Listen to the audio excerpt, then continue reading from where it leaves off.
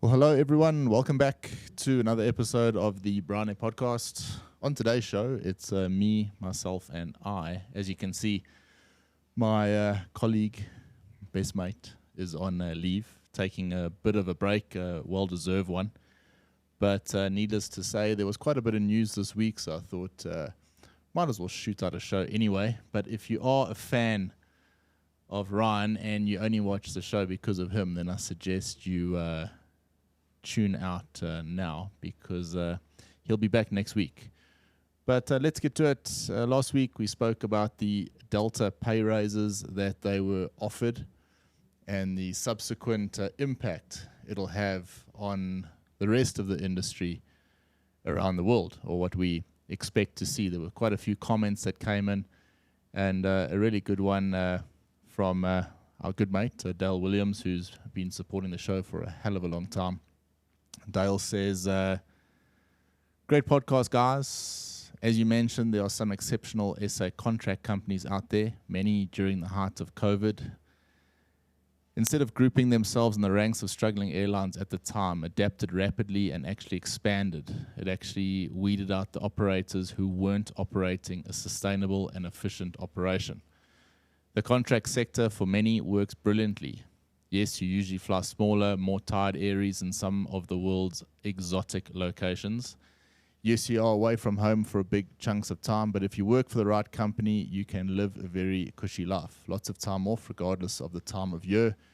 You generally don't fly an awful lot. Your salary is left largely untouched, and you actually base yourself wherever you want to. I know plenty of guys who refuse to give up the awesome Southern Cape lifestyle.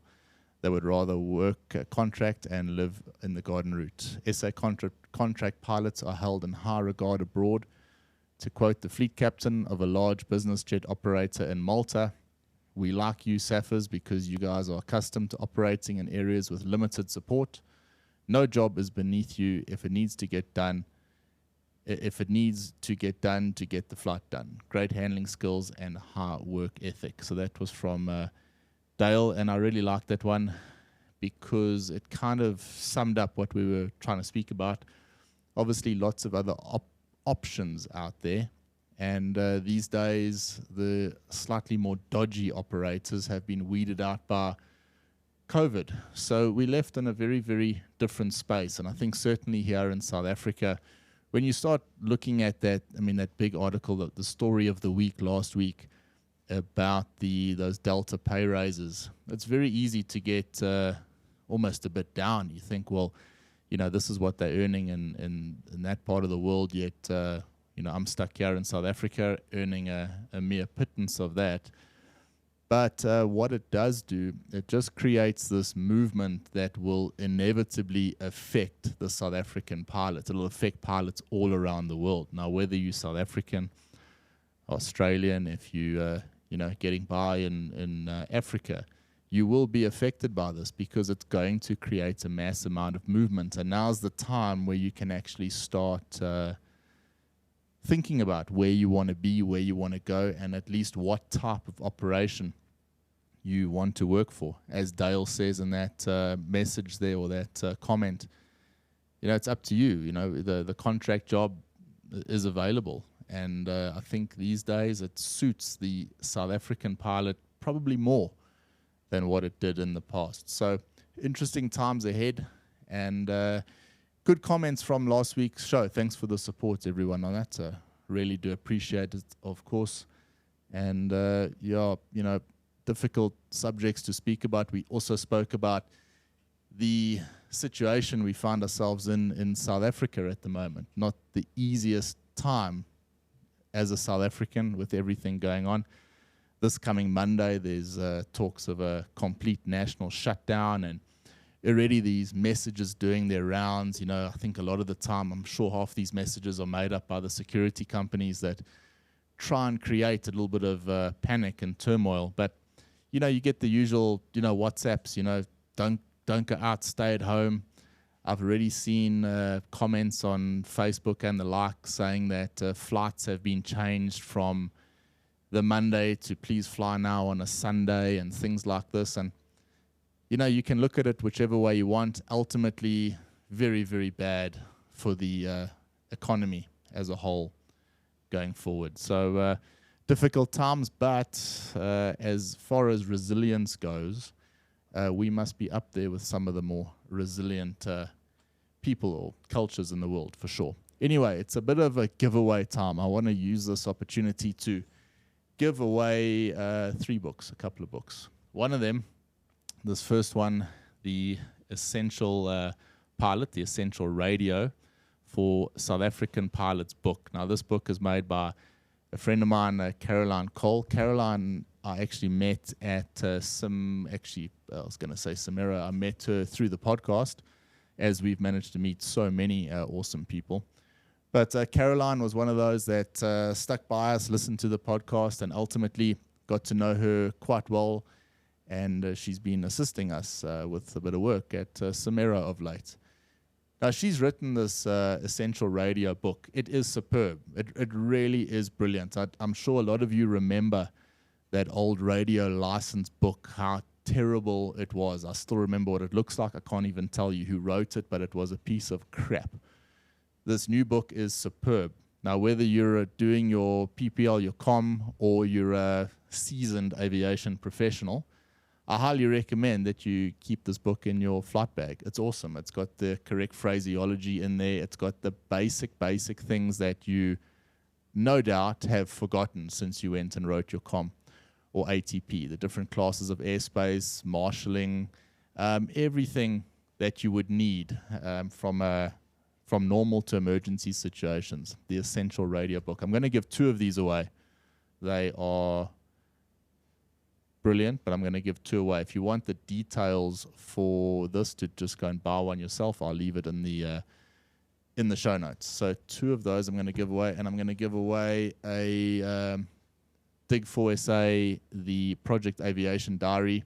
If you haven't got one, they're the best. If you're flying at the moment and you want a decent diary to capture your flights, your flight times, where you flew, who you flew with, all the basic things you need when you're flying on the line, then the Dig 4SA diary is really worth it, and the proceeds to which go to a charity. So well worth supporting them. Again, details I leave in the show notes.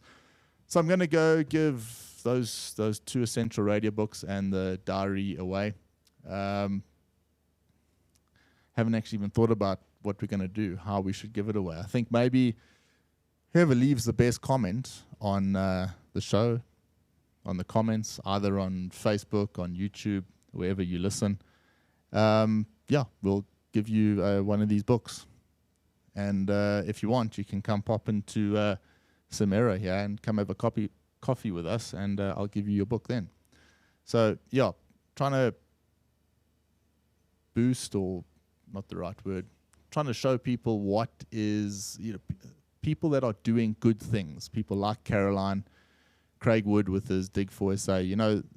Oftentimes things like that don't get enough credit for how much work and how much time goes into it. And Caroline, like I say, been working with her, wonderful person, diligent, and has put this book together. It's absolutely wonderful, blown away by it. So she gave me one for free, and I thought, man, if everyone knew about this, I'm sure most operators would be keeping one of those in their flight bags, no question asked.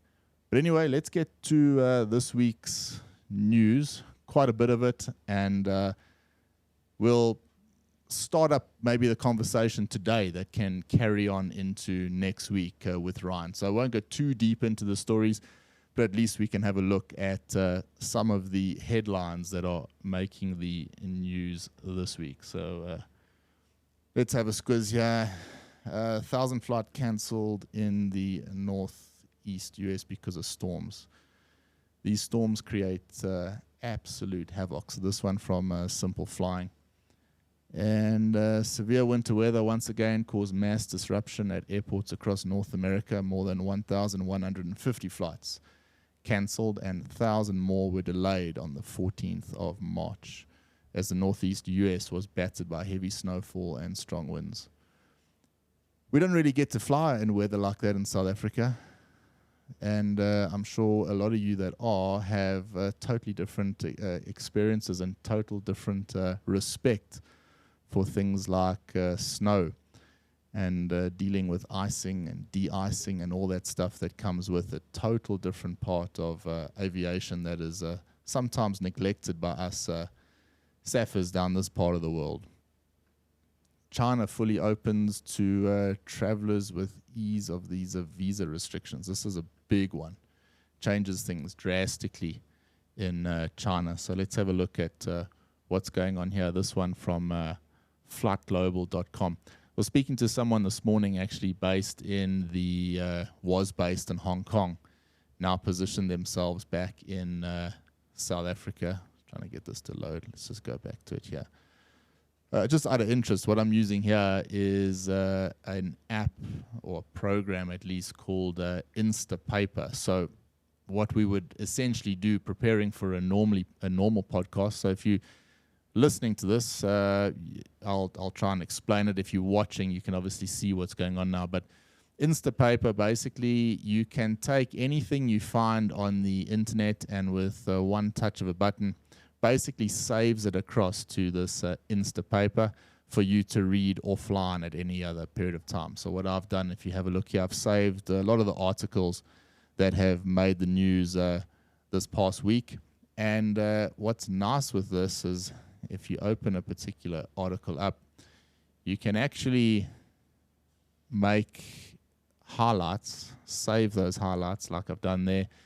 And then if you want at a later period, you can then share those highlights with either in plain text or markdown and send it to wherever you want.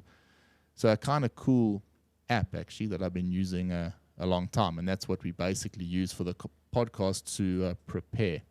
Quite a useful thing. But yeah, Beijing eased the final part of its coronavirus travel restrictions, allowing visas to be issued and expanding the list of countries for outbound tour groups. So China is officially open, I would say. And watch this space in terms of how busy that airspace gets. If you want any idea, just go and have a look at Flight Radar and check how busy that airspace is becoming with some comparisons to just a few months ago. You can see the difference. So keep an eye on China. Keep an eye on Hong Kong, actually. There's another article here worth looking at. Let me just try to find it here. Cathay's people problem is Hong Kong's too. So this one is let's try and go to the actual browser here. This one from Reuters. Hong Kong, an interesting one because there's so many South Africans there, expats from all over the world. And, worth mentioning that how difficult it's been for a lot of the pilots and crew based in Hong Kong over the past few years. So, Hong Kong, March 10th, Cathay Pacific may be half-flying reminder of the Asian finances hub pandemic-induced isolation for longer than anyone wants. The bureaucracy is championing the city's reopening. And it goes in to say that this ain't going to be fixed overnight. A lot of people saying the heyday is now done. And I think difficult times ahead for Hong Kong itself. However, if you're one of those pilots that has made a move to Hong Kong and is making it work, then awesome. I just know a lot of people that have, seem to have been kicked in the arse a bit by Hong Kong and just simply do not want to go back. I was speaking to a guy this morning and didn't have the best things to say. And it's difficult to hear, particularly when we know so many people that are there. So keep an eye on this Hong Kong story. And I think that's something Ryan and I will dig back into next week. An interesting one, nonetheless. Fly Safe, I'll get to that a bit later on.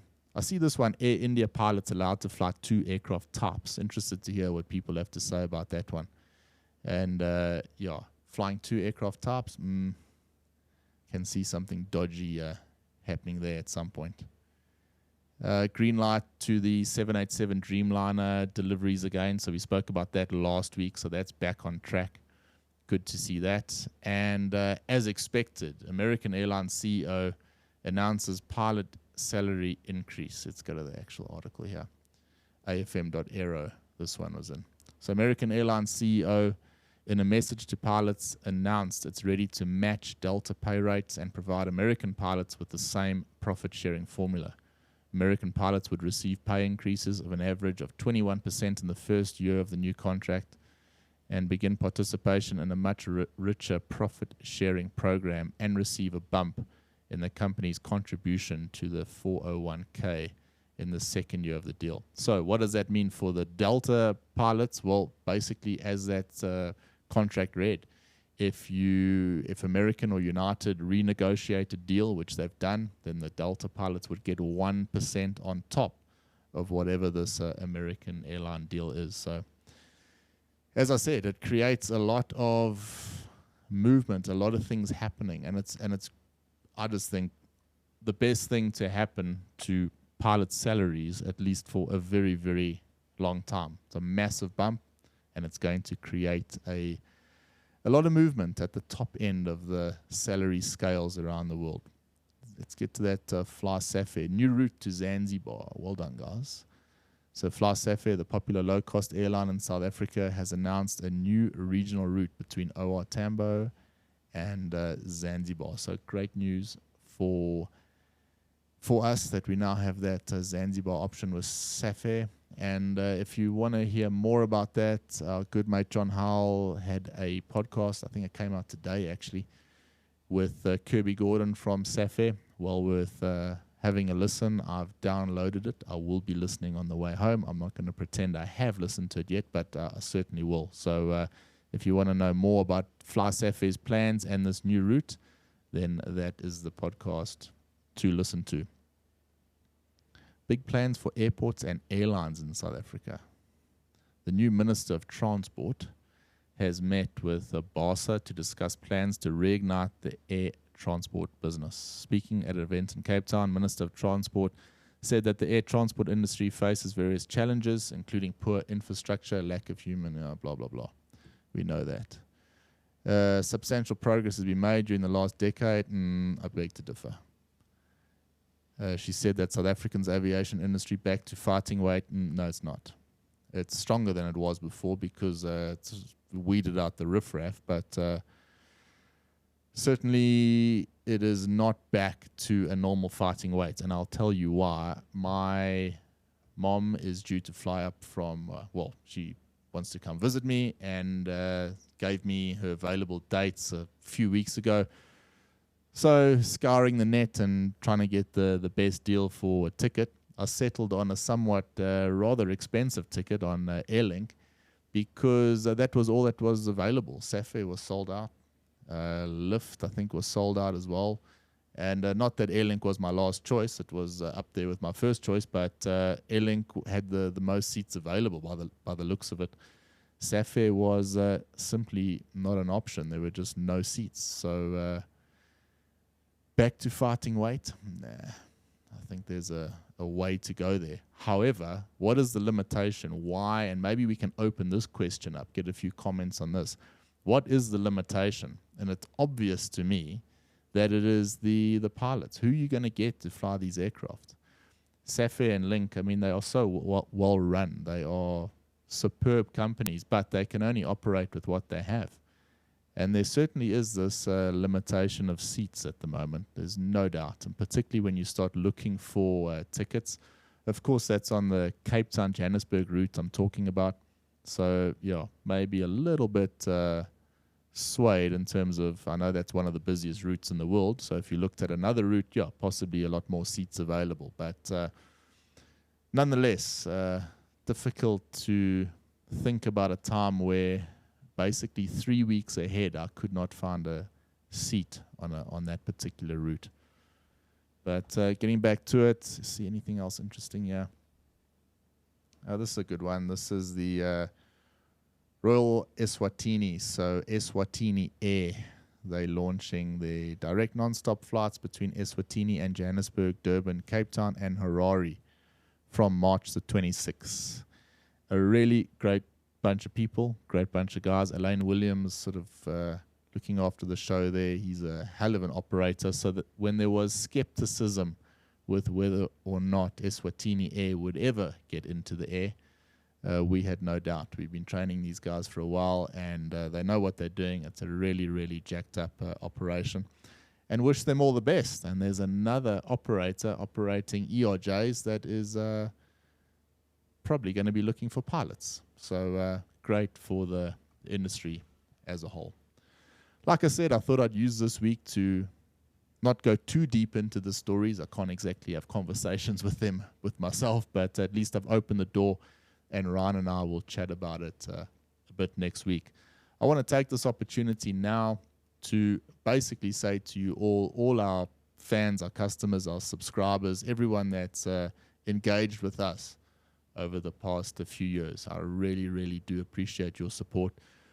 Simply couldn't do it without you. To our Patreon pledges as well, the people that actually pay us every month on Patreon, I really, really do value what you do. I know it's no small thing to go and give a few dollars to a couple of guys that do this show every week, but without you, I would go so far as to say we probably wouldn't be doing it, because those pledges pay for the hosting fees and things like that that would otherwise become maybe one step too far. So I do thank you for that. If you want to have a look at our Patreon pledges and how it works and what it's all about, then you can check the link in the show notes as well.